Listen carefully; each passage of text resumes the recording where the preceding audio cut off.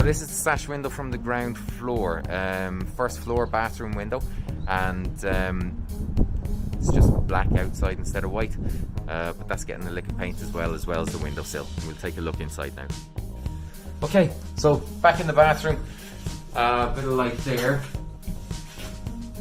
The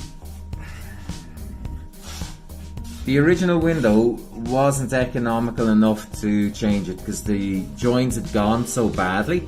It was just more economical to actually replace the sash. So that's been replaced. There we have it. 2 new sashes. The top sash had actually been broken as well. It had rotted. It had actually rotted on the join too.